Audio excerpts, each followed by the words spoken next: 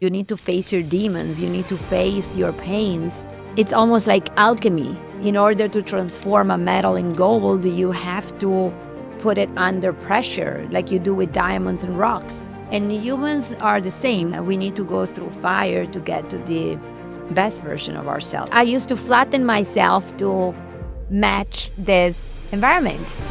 And I decided, you know what, down with it. So I started showing up with colorful outfits. I started showing up with my Italian accent. I started showing up with my bold statements. Hey everybody, I'm Devon Coombs. I'm a CPA, MBA, and I work at Google Cloud, where I lead multi-billion-dollar deal negotiations as the financial expert. But for fun, I also do this podcast, Ambition Aligned, where I try to find purpose-driven professionals making real impact with what they're doing in their lives. And today I had the pleasure of talking to Nadia.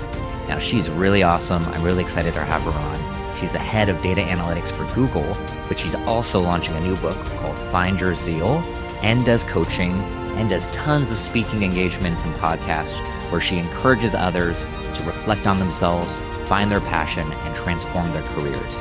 Please watch, please subscribe, and I think we're going to get a ton out of today's episode if you're interested in transforming your career through reflection and defining your vision. What would you say was your biggest motivation for all of the transformations you've had over your career? Thank you for the question. Very deep one, I would say. When I think about what motivates humans, there are so many reasons that can be laid out there, right? Somebody might just want success. Other people might want more money. When I think about me, I was always driven by an unwavering ambition, something that was uncontrollable. And those in the spiritual industry, like I am, that really poke around what's more than just life, might say that it's about life purpose. Like I fundamentally believe that all the things that happened to me happened for a reason. And it's almost like there was this invisible hand driving me and showing me the way. I mean, listen, I grew up in an island, 12,000 people. Nobody in my family had brilliant careers. I was surrounded by farmers, and it's not that I had these examples that we could say, oh my God, I want to be like them. I mean, my mom was probably a little bit one of the precursors because she was already in sales. But I was always pulled by something inside that was literally whispering to my ears, there's something more. And you must use your powers to get there and see what happens, if that makes sense. Yeah, so how did you hear that voice? Or I guess, like, I'm trying to think of someone in the audience, or what is a way that they can tune into that? Or how did you tune into that voice? Because that's so interesting, right? That there's something driving you beyond what was in front of you or modeled for you in your life. There was something whispering in your ear. How did you tune into that? Yeah. Well, initially when I was younger, let's say around my teenage life, that voice, I like to call it, was a voice of hope. I know you can relate to this, but when at the time I didn't have what I have today, the voice of hope was showing me that there was something more that I could aspire to. And actually, I said something in a conversation with a friend. I do remember very vividly being 16 years old and being able to access the internet and stumbling across Steve Jobs' Stanford commencement speech when he was saying, stay hungry and stay foolish. And those 4 words stayed with me forever back then, because I really was feeling that hunger and that foolishness to go something beyond what I had. In time, other voices that were whispering to me were sometimes desperation. When I was facing huge life challenges, the voice of desperation would whisper to me, hey, you need to get out of here, or hey, there's something more, or you need to fight for your safety. And then, later in life, the voice that started whispering to me was more a voice of love, a voice of empowerment, and even at times a voice of forgiveness. Now, going back to your original question, how do I eventually started listening to that more? Is by getting quieter and by getting with myself a lot more. Nowadays everybody speaks about meditation. Nowadays, there's a lot of talk about connecting to your inner spirit, connecting to your inner self. What I found made it the trick for me is that I've always been a very avid journaler. I retrieved some of my journals from when I was a teenager as I'm writing my memoir. And it really stunned me that already then I was connecting with this force that eventually was my inner force and talking and unpacking, aligning with what my highest purpose were. So I really encourage the listeners of this podcast to create space for yourself and quieting the world around to, tune in with your louder inner voice. I love it. So I want to make sure I'm hearing this right. If I play it back at you, it's almost reflection, right? It's that pen, grabbing that pen allowed you to connect and actually listen to that voice. And that's sparked your transformation, or at least made it go faster. Am I on the right track here? Yeah, there's many way of calling it, right? Some people call it intuition. Some people call it spiritual guidance. According to your line of interest in life, Yep. you can call it in many different ways. Can be reflection, obviously. Others, they call it consciousness. But it is absolutely creating the space, either by yourself or aided by a therapist or aided by a coach or aided by a friend as well, to untangle what's in your mind and untangle what is in your heart, and then say, okay, well, this is where I'm going, and this is how I want to be the largest and bigger version of myself. Now, I don't want to sugarcoat that it's painful. When 4 years ago I had my latest, let's say, transformation and what I call my spiritual awakening, was extremely painful. You need to face your demons, you need to face your pains. It's almost like alchemy. In order to transform a metal in gold, you have to put it under pressure, like you do with diamonds and rocks. And humans are the same. We are the same. We need to go through fire to get to the best version of ourselves and heal. And so for me, when I think about personal transformation, is about doing the hard work and allowing yourself to see through who you really are and who do you want to be, if that makes sense. Yeah, it makes perfect sense. And I'm curious, how did you figure out who you wanted to be? Like, how did you set that intention after reflecting? They're to me, they seem like two very different aspects of who am I, but then what am I working towards? Beautiful question. I'll share a little story that was the catalyst for this specific moment in time. So we all went through COVID and we all went through some rough, more or less days. Some people loved it more than others. Some people had ginormous mansions that they can quarantine into. Other people like me were in two-bedroom apartments with very young kids. Some people were working from home. Some people were able not to. So everybody went through different flavors and shades of that.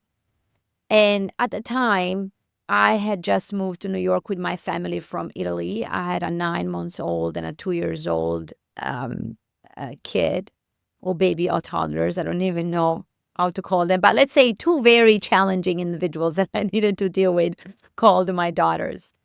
And I was new to New York. I had taken the decision to move from Italy. So it was a very big decision, right? And I was taking work very seriously, as I always do. And do you remember at the time we were all remote at Google? I was joining calls as early as 8, and I was working until 6 p.m. I was grinding so much when I think about it, I don't even understand why I was being so intense with myself, but that's how I was. And I started observing some of my behaviors. I was always so angry.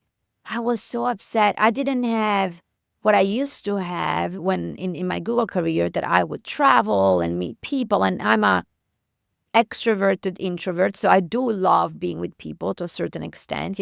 I love going to the office, and really helps with my well-being and all of that.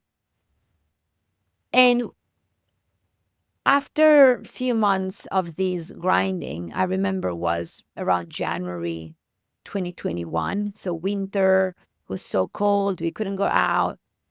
And I started having daily meltdowns. I remember writing in my journal that I was upset at everybody. I was upset with my husband. I was upset with my kids. I was screaming with everybody. It was like awful all over the place.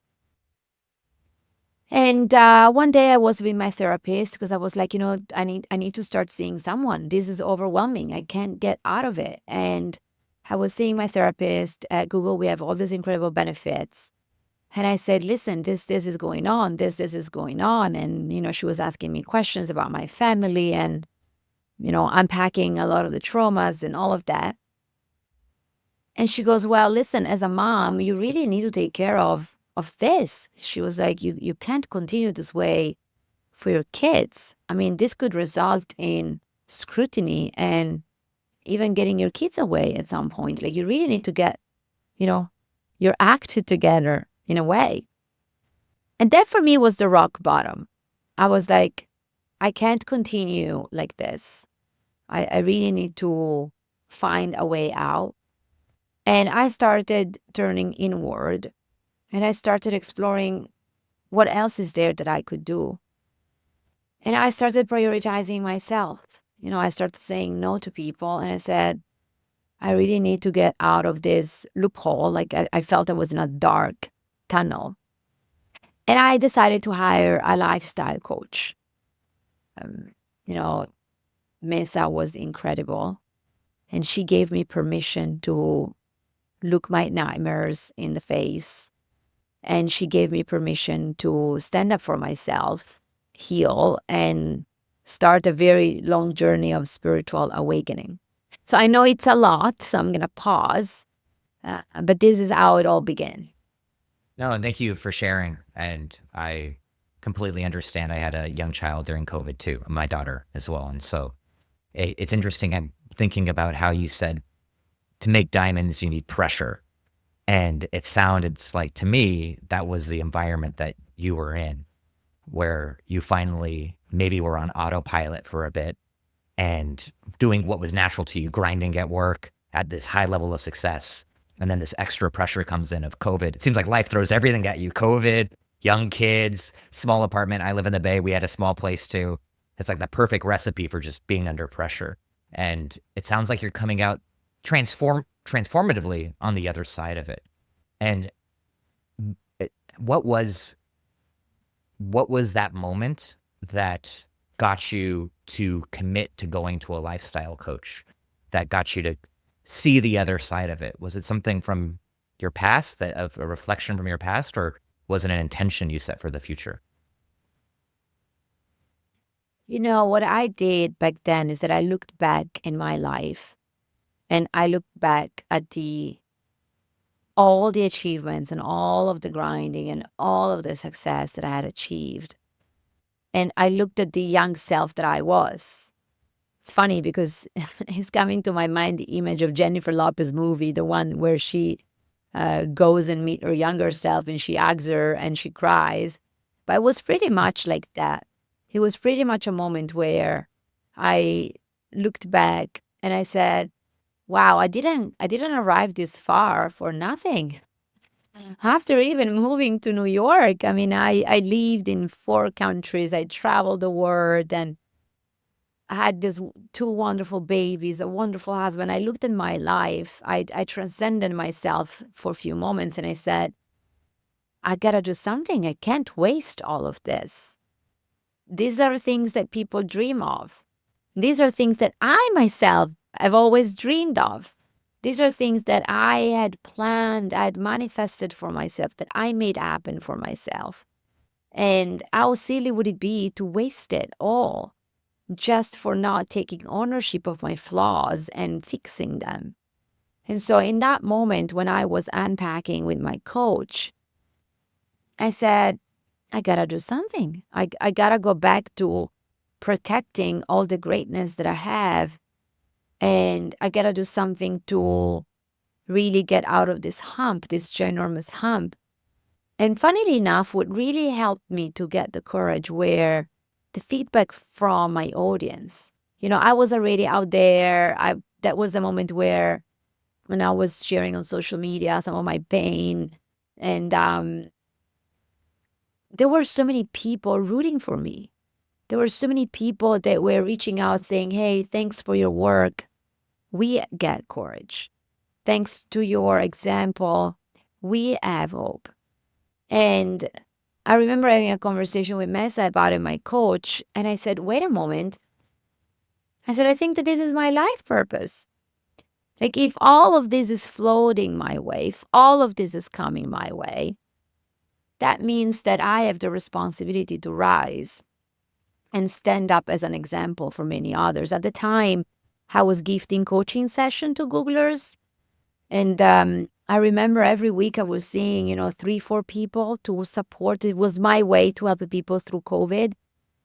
And people were inundating me with messages on how even 15 minutes with me were shaping their day.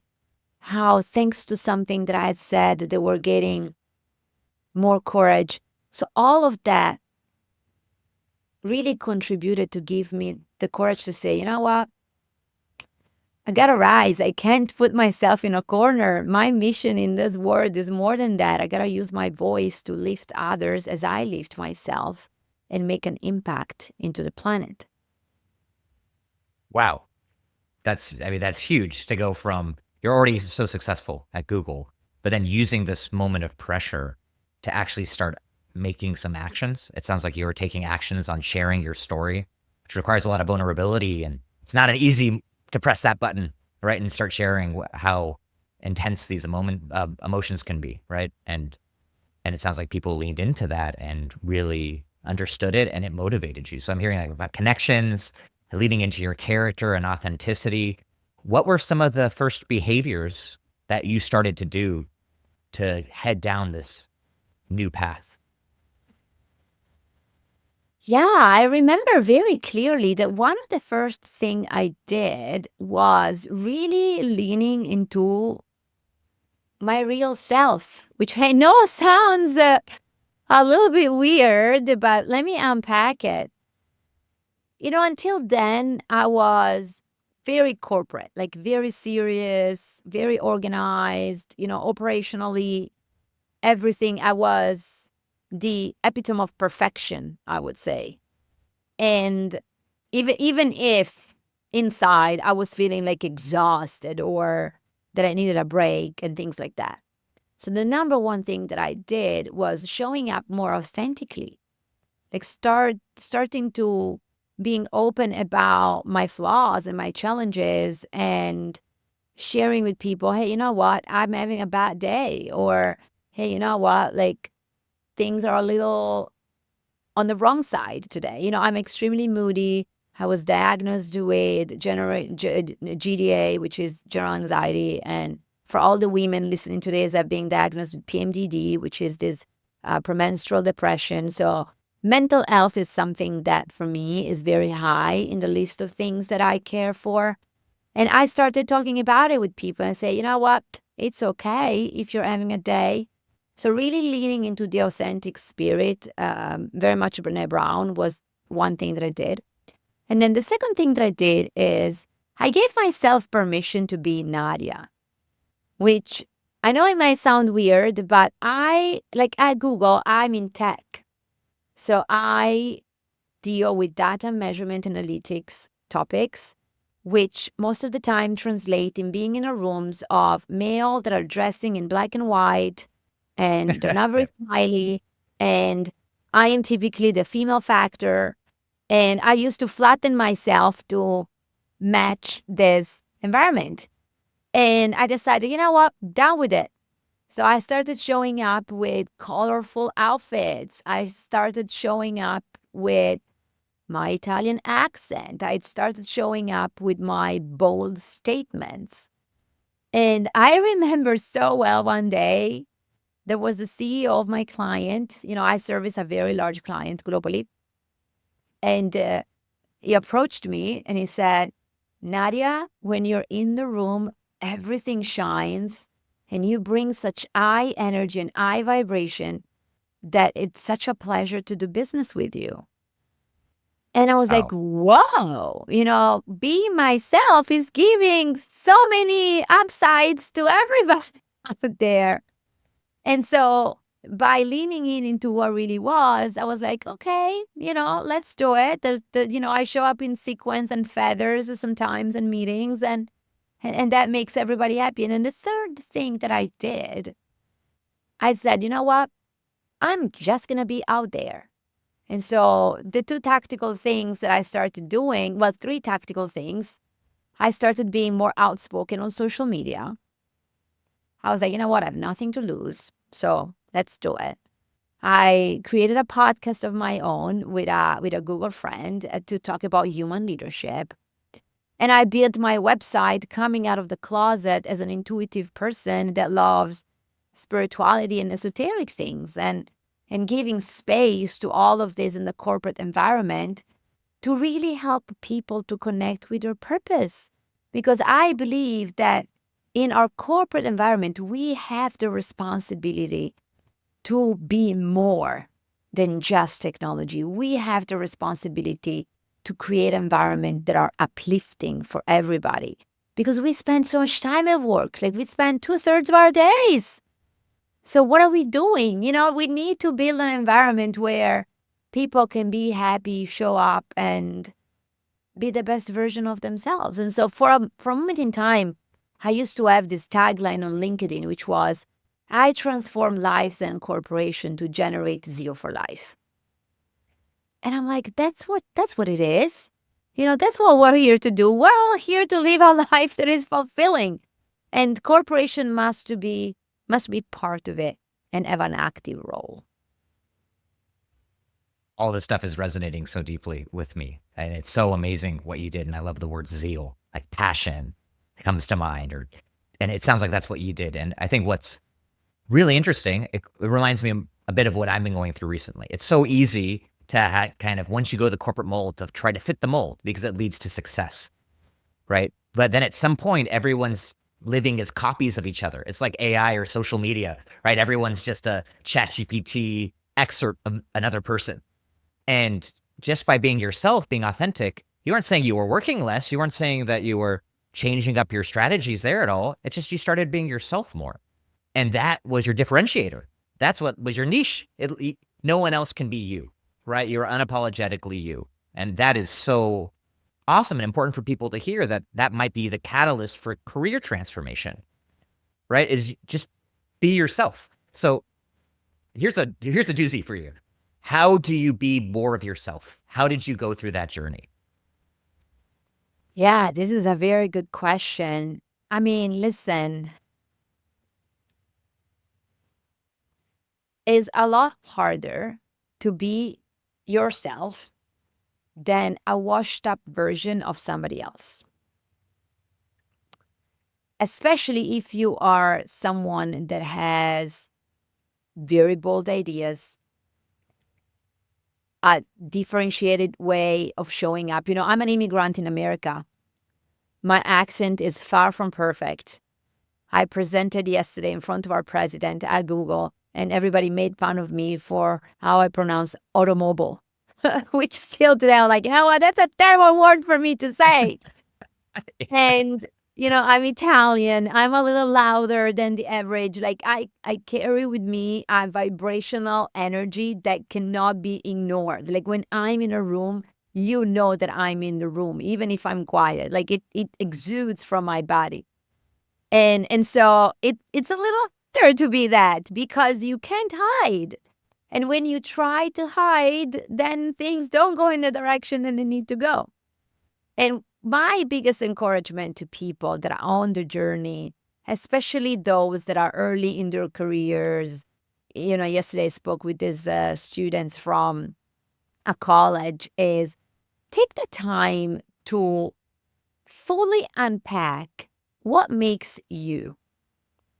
What are the traits? In my book that I will be publishing this summer, there's a wonderful exercise that I wrote, which is about spending time to find your extraordinary signature zeals, I call it, which means those traits, those aspects, those behaviors that make you. And this morning I was in a meeting, for example, and when they were talking, I had this download that was like, well, Nadia, what is it for you being you? Like when you are in your genius zone, here's a question that you can ask yourself. When you are in your genius zone, that you feel you are in the flow, that you feel you are aligned, that you feel you got it all, what is it that you're doing? And for me, the answer was, I'm using my voice. I'm using my voice to uplift others. I'm using my voice to help others. I'm using my voice to transform the world around me. And I said, okay, if using my voice is what I do when I'm in my genius zone, what does that mean for a work perspective, for example? It might mean that I cannot be in a role where I just need to write code or I just need to fill trickses, right? I need to be in roles where I can use my voice. And so these are some of the questions that you can start asking yourself, either in a self-reflecting way or with a coach or with a friend. There are so many self-help books out there that you can leverage, but really meditating on this concept of what are the things that you're doing when you are in your genius zone? What do people say about you? Still is always one of my favorite. And what are the things that are also painful for you? And the reason why I typically ask myself that is because we say yes to too many things that are not aligned with our genius zone. And the reason why we say yes is because we don't spend the time understanding what is it that is a pain for us. And so we get carried away and we just say yes. So by fully understanding what is painful for you, you are able to develop a faster reaction to the things that you need to say no. Because part of the critical step that everybody needs to do more is what I call protecting your zeal or shielding yourself from what I call energy vampires. These are people, these are activity, these are things that are coming your way. The news, for example, certain social media content, certain movies, all things that are just draining your powers. So by actively spending time to do these practices, I self-coach myself every day. I took my first coaching certification in 2019. And since then, not only I have coaches that work with me, but I continue to self-coach myself constantly. Because by developing the awareness of all these things that I shared above, you develop the ability to adjust your behavior. Awareness is step number 1. Adjustment is step number 2. And step number 3 is reiteration of the positive reinforcement. So I know I throw a lot in there. I'm going to pause. But this is definitely a very meaty topic that I'm super passionate about. Well, it's awesome. And I feel like I could talk to you for hours because everything I'm looking into right now is so similar to what you're exploring. And what I think is really fascinating is your demand or your challenge to everyone to really dive in and understand themselves. And that takes time. You're not saying it's easy. And I find the same. I do coaching at Google too, and I do a lot of external events. And I'm finding a lot of people will come to me and say, I'm trying to get a job at Google, or I'm trying to get a job, or I'm trying to get a promotion. And if you ask them why, what's driving you, so many people haven't done that exploration. And they don't want to. It's really tough to just start digging under the surface. And it sounds like your book is going to be an amazing tool to help explore that more. And so I'm curious. I want you to continue because it's just so fascinating. You talked about iterating, it sounded like, or iterating on your positivity. What did you say there? And what does that look like? Or for someone specifically, let's say, trying to find the right next job for them, similar to you starting to publish outside of just working at Google? Yeah. Look, one of my values, one of my life beliefs is that the world is made of vibrational forces. I'm one of those that believes in the secret. I'm one of those that reads and studies Deepak Chopra, but I'm also one of those that listens to Dr. Uberman, Dr. James Doty. I'm one of those that reads Eckhart Tolle and Wayne Dyer and all of these, right? Those are like my best virtual friends in a way. And the Yeah. reason why is that I tested it on my skin. I tested it on my life. I went back. Here's a fun fact. I went back to one of my life planning documents that I've written in 2013. So I'm talking about 12 years ago. And, I found it in my drive. And I'm looking at the things that I've written that I wanted to achieve and the goals that I was setting for myself 15 years from then. And I'm like, this is not possible. Like, this is so crazy. I was already manifesting back then the things that I wanted to attract in my life. And for some reason, everything happened magically in ways that went even beyond my expectations, even beyond what I was wishing for myself. And so there's a lot of science around this. If your audience is wondering, there's a wonderful book that I recommend you reading, which is Magic Mind from James Doty. Is his last book where he unpacks all the neuroscience behind all of that.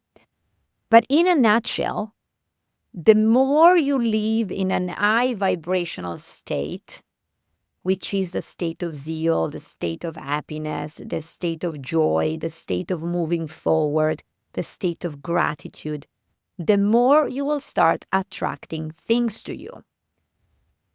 Last year, I was doing this zeal talk, and I said to myself, you know what? I would love to do more talks for Google. I would love, artificial intelligence was just coming our way. And I said, I would love to speak more about artificial intelligence around the world and around the spaces. After 5 days, I'm not kidding, I go on our internal job portal. I see a 20% that they were looking for AI evangelists. And I'm like, whoa, apply. Now, the reason why I'm saying and sharing this detail is that once you do all of the work to understand what you really do and what you really want, so once you do all of the work to go back to an high vibrational state and be very clear on what are your wishes are, you need to get ready to walk through the doors that the universe are going to open for you. And I want to say this out loud because a lot of people, once they spend all the time to really get crystal clear on their wishes or what they're here to meant to accomplish in this planet, they start missing the doors. And this is where the awareness comes back. This is where the intuition that I was talking at the very beginning comes back. This is where being quiet and with yourself comes back. You need to do the job. If we summarize it in 3 steps, it's like number 1, you pause to understand what you want. Number 2, you start raising your vibration and bringing that zeal. And then number 3, you start developing the awareness of the world around you on how those gifts are coming your way. And look, I call it magic. Other people call it quantum. Others, they call it in a variety of ways, but it's the same. Other people call it also forecasting or envisioning or planning. We are talking the same. We are talking about setting your mind and setting your intention to get somewhere and giving yourself permission to get there and allowing others to support and help you. So I lived my entire life, even before my spiritual awakening, in this spirit, but I didn't know that I was doing in it. Because before, I was simply acting out of desperation and ambition and wanting to make money and wanting to be successful. And later in life, I was like, this is what spiritual it looks like. It's about tuning in with my inner goddess that I have inside me and my inner drive and just accomplish what I meant to be accomplishing in this life, which is reuniting with my purpose. We all have a purpose to accomplish. That's, if you don't believe that we all have a purpose, maybe this is not the right podcast for you. But we all agree that we all have a purpose, then the job is to finding in it and then responding to the call. Yeah, okay, you got me on something here because I think it's what I've been debating with for a long time is imagine like a nested value of a hierarchy of values, right? I've always been battling with what's more important, like your character, your capacity, or your connections, because they all have different like people. A lot of people focus on money, especially in America. It's like my capacity. First worry about money, and then I'll worry about purpose later. And it's almost like Maslow's hierarchy is you need your fundamental needs met. But it sounds like what you're saying, and tell me if I'm off base here, is there's something more important than fundamental needs. It's like you have an underlying purpose, a connect, yeah, what I would call your character, but what you're called to do, maybe your calling. But that's actually what's going to manifest everything else you need in life. First, you set your mind to that, and then you're going to get everything else will come. But you need to figure out what that is. Am I thinking of that right? Or is there another way to think of it? Listen, once you understand your gifts, because we all have unique gifts, once you understand your gifts, which going back to your point before is what are you good at? What do you want? All of that. Once you understand your gifts, your unique zeals, that will unlock the purpose. Because if your gift is to be a public speaker, then your purpose is to be here to inspire others. If your gift is to be an incredibly operational speaker, then your gift is to grow businesses or others. Now, once you know your gifts and that brings you to your purpose, then automatically that opens a variety of opportunities. And guess what? They're all connected to money anyways, because money is energy. I've been doing a lot of studies around money. I love money. I remember since I was little, people would be like, oh, you're always talking about money. Money is so important. You're like, money is a vessel. You Mm. can have as much money as you want in life. Guess what? Not many people believe it. I can tell you, I never lacked money to do what I wanted to do in my whole life. As crazy as it looks like, I don't even know where it was coming from, but somehow it was coming. Now, if you believe, if you have an unshakable and unwavering belief that your gifts will bring you to your purpose, that will bring you to meaning, and that will bring you to infinite success, which translated can be infinite money. Now, if you're listening to this podcast, think about all the people that are struggling. Think about the people that somehow in life seem to be attracting troubles. And I don't want to judge here. I'm saying this in a very humble way. Think about what are the traits of these people. Most of the time, those people that come to me with all these challenges, I ask very few questions. I say, how do you spend the majority of your time? What are you consuming?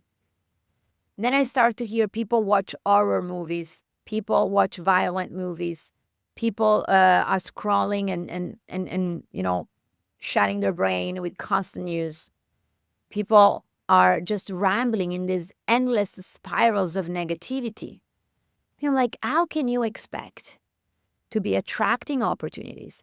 How can you expect to see your purpose and your meaning if you're not allowing your brain, your consciousness, your inner self to come and tell you what is it that you're here to do?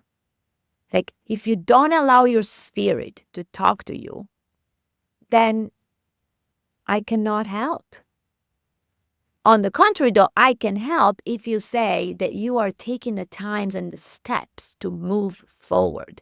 I never heard a person that is into the transformational space or that is taking the time to get better, not succeeding at that. Never. And I spoke with thousands of people across the globe. I never heard an individual that is out there trying to make magic happen and not succeeding. Maybe it takes more time. Maybe it's a little bit, longer. Rome wasn't built in a day, so it takes time. But I never heard somebody that was connected with their meaning and their purpose having a tough time. Even those that are not in our industry. When I think about farmers, when I think about people that do it with passion, when you talk to these people, the number one thing they say is, I love that I get to do what gives me more joy. And that leads to all sorts of other life upstream opportunities. Oh, what you're saying is so true because I've been there. I was in debt, broke, homeless at one time, and I wasn't unhappy, right? I still was working towards things. I still was excited about life and had a purpose. Honestly, when I was very financially successful at Google, I've had moments of deeper unhappiness than when I was homeless because when I was misaligned with my values, when I was misaligned with my purpose. And so what you're saying is true. I can validate it. True on so many levels. And I think what I've been meditating on recently, and I'm curious your thoughts, is I feel like so many people are walking on, let's say, imagine a path, and everyone's walking on this path in a dense forest. And what I'm hearing you say is, like, this path, you don't have to walk on it. Like, you have a choice to choose. Like, yeah, there's a forest out there, but you can go into the forest. You can carve out a new path. You can bring out a machete, carve into a new path. If you notice that there's something on the other side, if you cast a vision, it's not going to be easy. You put your work in, but you can go to the other side. Otherwise, you're just going to be on the path that's someone else set for you, someone else paved. May that be technology, that could be the news, it could be any one of life's distractions. So how do you not get distracted? How do you pick up that machete and start carving that path? It sounds like what you were saying, what started that all, I want to connect it back to the beginning, was the journaling, right? It's starting to do the reflections predominantly from your exercise. Am I summarizing this right? Does that story resonate? Absolutely. Listen, you have to take the time to get control back. It's as simple as that. Even I had days, even this week, that when I lower my guard and I get trapped in the whirlwind of activities and I get trapped in the rat race, I'm like, I need to pause, especially when my calendar takes over, when I'm in all these back-to-backs, when I'm prioritizing others instead of me, when I'm prioritizing external validation instead of my validation, when I am falling into the comparison trap of this person is ahead of me, of this person is doing, like, when all of our world gets captivated by all of these vampires, it's very easy to fall into the traps. We're humans and we live in an environment where we're not wired for this lifestyle. So it does take intention. What I want to make sure I stress is that it's okay to decide to live a life on a path that has been charted by other people. I'm not saying that is wrong. The difference is the intentionality. Because if you say, you know what, let's make an example. I'm just graduating. I need to get some cash because I need to emancipate myself. I'm just going to take a very good job out there, even if it's not the job of my dreams, and I'll do it. If you are taking that decision with intention, I'm totally okay with that. But if you are taking decisions with a lack of intention, that's when I say maybe you want to pause for a minute and you want to reflect.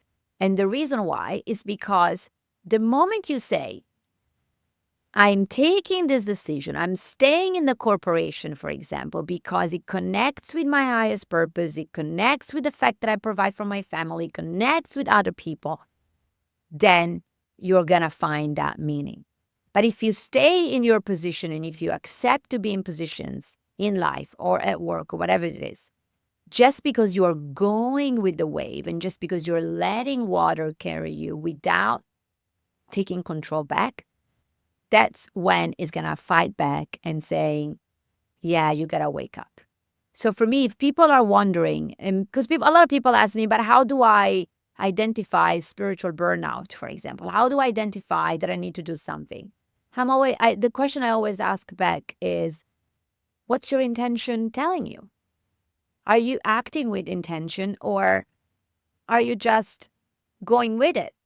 And for the people that are in the corporate environment, I give a very quick example. A lot of people have been asking me why I'm not director yet after all these years. And it's funny, I responded to this question one time and I said, I actively decided that I'm not going for these roles for now. I have 2 young kids. I have so much in my plate, and I have a lot of meaning that I'm finding in what I'm doing, and I'm fine for now.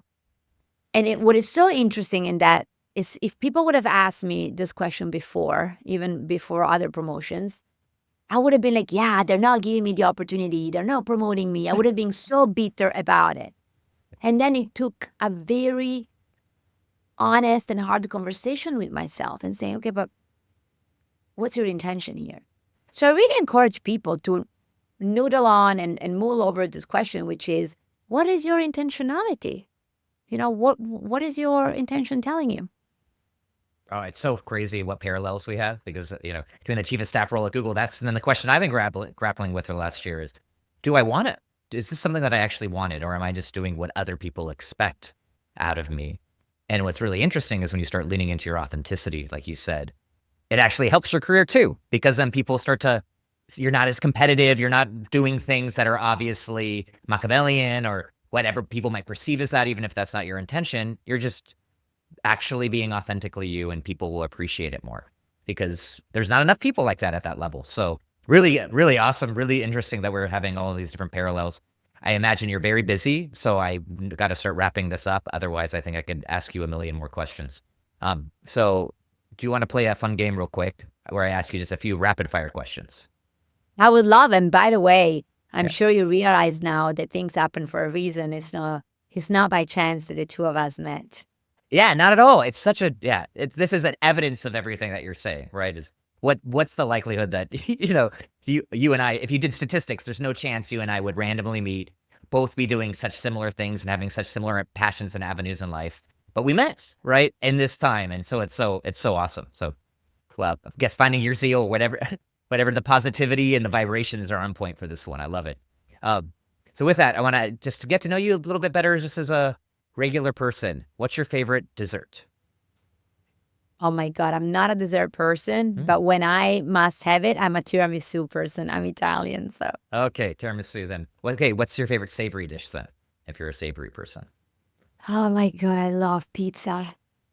What kind of pizza? What kind of pizza? Pizza's good, but I'm a buffalo mozzarella with some basil on top is the best.